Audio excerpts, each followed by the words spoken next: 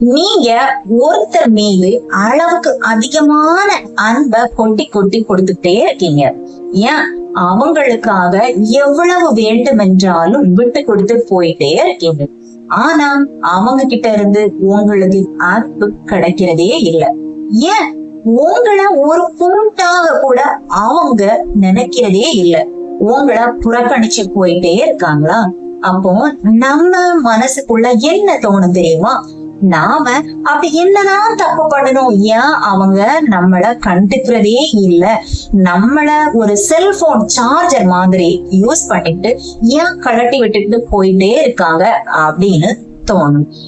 இந்த சூழ்நிலையில தாங்க பெரும்பான்மையான மக்கள் என்ன தப்பு தெரியுமா செய்வாங்க? அவங்க கிட்ட போய் அவங்க அட்டென்ஷனுக்காக கெஞ்சிட்டே இருப்பாங்க, அல்லது தங்களை பற்றி அதிகமா விளக்கம் கொடுத்து தங்களை நிரூபிக்க முயற்சி பண்ணிட்டே இருப்பாங்க.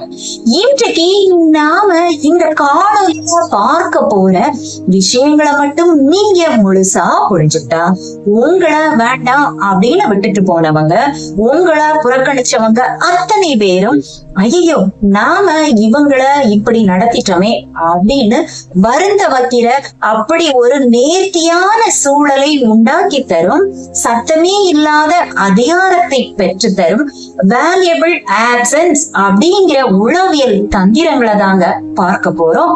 அதனால கடைசி வரைக்கும் எதையும் மிஸ் பண்ணாம பாருங்க. வணக்கம் நட்புகளே, இது கதை பாக்ஸ் தமிழ் சைக்காலஜி. நான் சுதா. இப்ப நாம ஃபர்ஸ்ட்ல பார்க்க போற விஷயம் என்னன்னா, உணர்ச்சி குழப்பத்தில் இருந்து தெளிவு. அதாவது இப்ப நாம ஏன் அளவுக்கு அதிகமா விளக்கம் கொடுக்கிறோம் அப்படின்னா, அவங்க நம்முடைய அன்பை புரிஞ்சுக்கணும் அப்படிங்கிறதுக்காக. இப்படி நாம அளவுக்கு அதிகமா விளக்கம் கொடுக்க கொடுக்க அது ஒரு சோசியல் அடிபணிவு, சோசியல் சப்மிஷனா மாறிட்டு அப்படின்னு உளவியல் சொல்லுதுங்க. இந்த இடத்துலதான் நீங்க ஒரு வேல்யூ வேக்யூமை உருவாக்கணும். அதாவது உங்களுடைய பேச்ச, உங்களுடைய அன்பை கொஞ்சம் குறைச்சிக்கணும். அப்படி குறைக்கும் பொழுது ஒரு வெற்றிடம் உருவாகும் இல்லையா? அதாவது உங்களுடைய உடன் இருப்பு, உங்களுடைய ஆப்சன்ஸ அவங்க உணரும் போதுதான் உங்களுடைய அருமையே அவங்களுக்கு புரிய ஆரம்பிக்கும். உங்களுடைய மௌனம், உங்களுடைய ஆப்சன்ஸ் தான் அவர்களுக்கான முதல் பாடம். உங்களுடைய மௌனத்தை நீங்க சிறப்பா கையாண்டா நாம அடுத்த கட்டத்துக்கு ரொம்ப சுலபமா நகர்ந்து போயிடலாம். இப்ப நாம அடுத்ததா பார்க்க போறது கால்குலேட்டட் காம்பீட்டன்ஸ், அதாவது சத்தமே இல்லாத அதிகாரத்தை பெறுவது எப்படி அப்படின்றதான். இப்போ மௌனமா மட்டும் இருந்துட்டா போதுமா அப்படின்னு கேட்டீங்கன்னா கண்டிப்பா இல்லவே இல்லைங்க. அதாவது வாயால் சொல்றத நிறுத்திட்டு உங்க செயல்களால் அதை நிரூபிக்கணும். அதனால முதல்ல கெஞ்சுறத நிறுத்துங்க.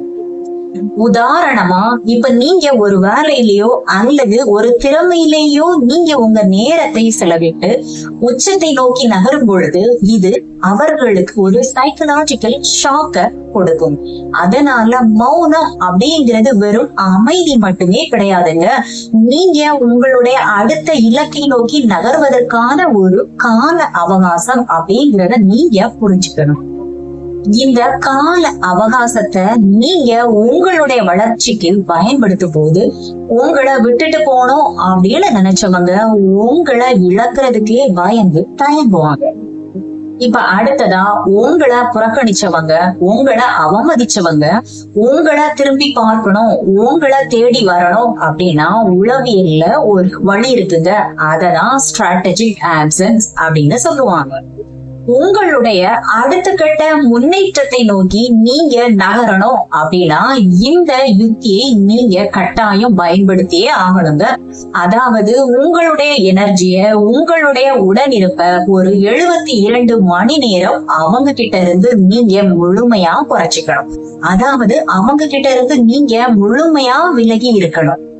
இதத்தாங்க உளவியல்ல மிஸ்ஸிங் பீஸ் அப்படின்னு சொல்லுவாங்க.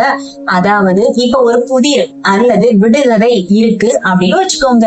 அதுல ஒரு துண்டு காணாம போயிடுச்சு அப்படின்னா அந்த விடுகதையோட விடைய நம்மளால கண்டுபிடிக்க முடியாது இல்லையா?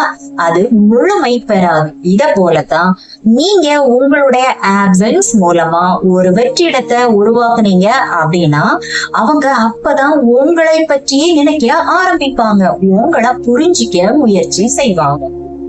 இது ஒரு முதிர்ச்சியான முறை. இப்படி நீங்க தனியா இருந்து உங்களுடைய வளர்ச்சியில நீங்க பிஸியா இருக்கும்போது அந்த தனிமை உங்களுக்கு தரும் தன்னம்பிக்கை இருக்கே, அது அசைக்க முடியாததுங்க.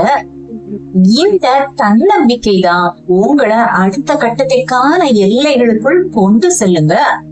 இப்ப நாம அடுத்ததா பார்க்க போறது பெர்மனன்ட் பவுண்டரி ஆர்கிடெக்சர். அதாவது இப்படி நாம தன்னம்பிக்கையா பவுண்டரிய அமைச்சுக்கிட்டதுக்கு அப்புறம் மறுபடியும் அவங்க கூட பேசுற ஒரு சூழ்நிலை ஏற்பட்டா அவங்க கிட்ட நீங்க கெஞ்சிக்கிட்டு இருக்கக்கூடிய ஒரு நபரா இருக்கவே கூடாதுங்க. உங்க நேரமும் உங்க மன ஆற்றலும் முக்கியமானது. உங்க அன்பையும் உங்க நேரத்தையும் earned not assumed, அதாவது இலவசமா கிடைக்கக்கூடியது அல்ல, விலை கொடுத்து வாங்கப்பட வேண்டிய ஒன்று அப்படின்னு அவங்களுக்கு நீங்க புரிய வைக்கணும். நீங்க யாரையும் தேடி போகாம உங்க வாழ்க்கையில நீங்க மகிழ்ச்சியா இருந்து உங்க இலக்குகளை நோக்கி நீங்க ஓடிட்டே இருந்தீங்க அப்படின்னா அவங்க உங்களை தேடி தானா வருவாங்க. உதாரணமா ஒரு டிவியின் ரிமோட் கண்ட்ரோல் இப்போ உங்ககிட்ட இருக்கு அப்படின்னு வச்சுக்கோங்க. நீங்க பார்க்க விரும்பின நிகழ்ச்சிகளை நீங்க பார்த்து ரசிக்கலாம். ஆனா அதே ரிமோட் கண்ட்ரோல் இன்னொருவரிடம் இருக்கு அப்படின்னா அவர் எந்த நிகழ்ச்சிகளை பார்க்கிறாரோ அதை மட்டும்தான் நீங்க பார்த்து ரசிக்க முடியும். இதே போலதான் உங்களுடைய வாழ்க்கையின் ரிமோட் கண்ட்ரோல் இப்போ உங்ககிட்ட வந்துருச்சு. முடிவுகள் அத்தனையும் உங்களுடையதான். நட்புகளே, வாழ்க்கையில ஒருத்தரை மாற்ற நினைக்கிறதை விட நாம மாறிக்கொள்வதில் தாங்க உண்மையான வெற்றியே அடங்கி இருக்கு. நம்மள அலட்சியப்படுத்தினவங்க நம்முடைய ஆப்சன்ஸ உணரும் போதுதாங்க நமக்கான மரியாதை அங்க கிடைக்க ஆரம்பிக்கும். அதனால நாம நம்மளையே நேசிக்க ஆரம்பிச்சா இந்த உலகம் நம்மளை தேடி ஓடி வரும்.